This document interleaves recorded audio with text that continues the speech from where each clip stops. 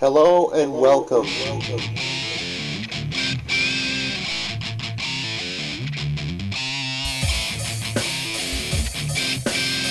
Today we've got something special for you.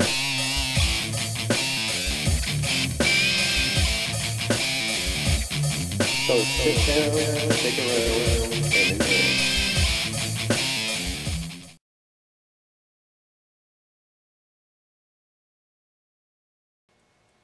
Hello and welcome to another 101 class. Today it's all about the man of mystery. Ho ho! That arcade game wants me to play it. Should I say pinball? The pinball game wants me to play it. Hush pinball, I'm doing a video. I showed it. Again, wow. The 101 class today is, as some of you may know, some of you may have guessed it. If those of you who follow me on Twitter, you would know what it is. You already know what it is because of the title anyway, but you would have known what it was earlier. So, if you're not following me on Twitter, what are you doing? I post cool stuff on there, man. Go to Twitter. Twitter.com/AskKevAnything and start following me. So the 101 today, the man, the Marvel, well, I wouldn't say icon, but a cool dude in Marvel, the Marvel Universe, Mysterio. There he is, look at that. Look at the changing faces. So the 101 today is on Mysterio. So sit down, stick around, and as always, enjoy. So let's trace back here to the 1960s. We had Amazing Spider-Man number 9 come out, which was basically the last villain first appearance that we saw. So from issue 9, we went 4 issues with no first appearances. Wow, what were Spidey fans thinking? Then we get it, Amazing Spider-Man number 13, the first appearance of a man called Mysterio. Look at that. We've done it. We've created the greatest villain of all for old Spider-Man, Mysterio. Oh, did Stan Lee ever know how to write stuff to captivate people? The kids are probably eating this stuff up. And for those of you who know, Mysterio isn't Spider-Man's greatest villain of all time. The person that would have the first appearance right after this, Amazing 14, the Green Goblin, would actually be the greatest villain of all time. But you gotta hand it to to Stan Lee, to try to get kids to read this issue, try to get kids hooked on the fact that Mysterio could be huge. But never was to be. Still a big character nonetheless in the Spider-Man universe. Mysterio's real name, for those of you who know, is Quentin Beck. A few people actually took on the mantra of Mysterio over the years. Most notably Mr. Beckhart. Mysterio actually had an alter ego or an alter character in Amazing Spider-Man number 24. Which people often say, you know, it's one of Mysterio's aliases. Dr. Ludwig, I can't remember his last name, Reinhardt, there you go. In Amazing number 24. What Mysterio basically is, he's a stuntman, a former stuntman, who's kind of turned into a special effects guru. And naturally, back in the 60s here, there's no special effects, you know, no holograms and stuff like that. You know, which he'll use later on, but in the beginning it's basically props. Springs on his boots, suction cups to climb walls and all that. Basically in the first appearance what he does is he mimics that he's Spider-Man in order to try to get people to believe that Spider-Man's fighting crime. And then he comes in and kind of beats Spider-Man up in a fight. Now he claims that he's the big hero and all that.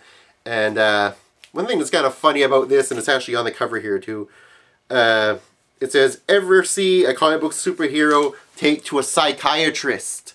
It's true. In this issue, Spider-Man thinks he's going crazy. He actually thinks that he has dual personalities, split personalities. So he goes to visit a psychiatrist, which is kind of funny in its own sense. Definitely stuff for the 60s. So it's kind of neat.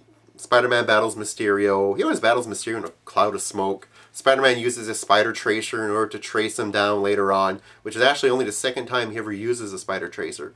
First time was a... Stop tempting me with your siren song!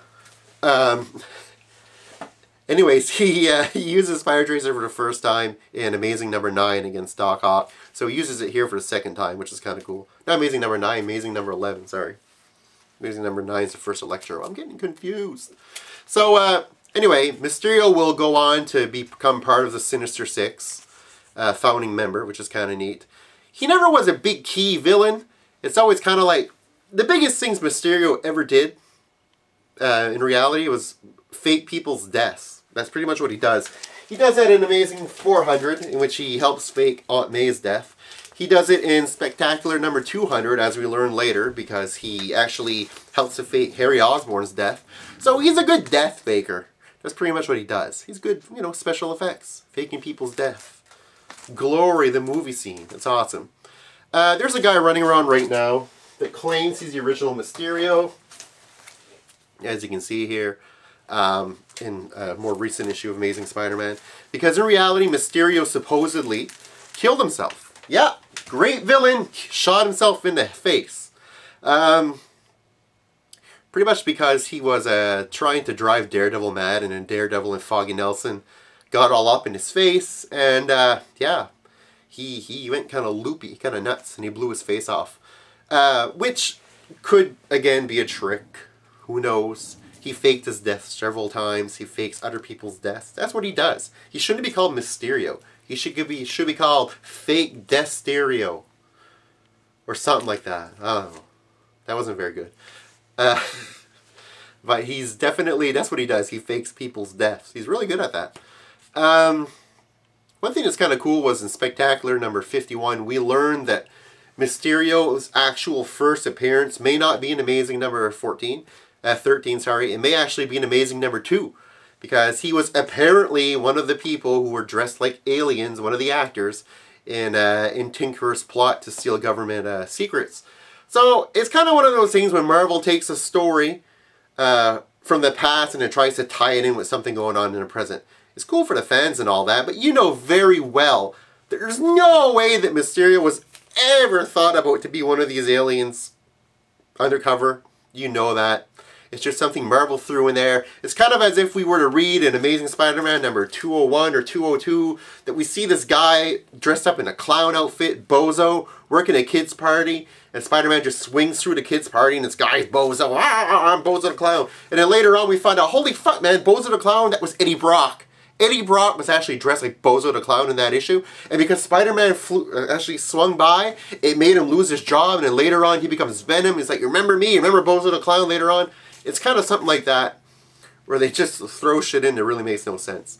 So Mysterio, all that to say, Mysterio, mostly known for being the man of trickery, if you will.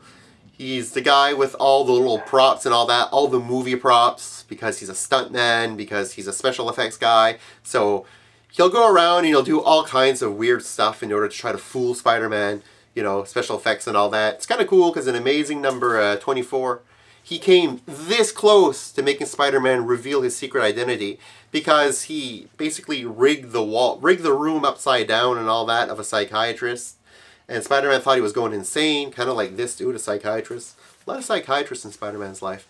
But in the end, he figured out it was Mysterio, and that kind of foiled his plot. All because of J. Jonah, actually. So, Mysterio was this close to finding out who Spider-Man's alter ego was, and if it wasn't for J. Jonah, he would have. And then he would have probably became the most important villain in the history of Spider-Man. But instead, Green Goblin, Norman Osborn, he found out, and then he became the most important villain. So Mysterio was close. He was pretty close. So, yeah, currently Mysterio, this guy running around here, says he's the original Mysterio. It's kind of cool because one of the shots of him without the mask in recent issues shows his face actually blown off, which is kind of cool. You know, obviously an illusion, but pretty neat nonetheless.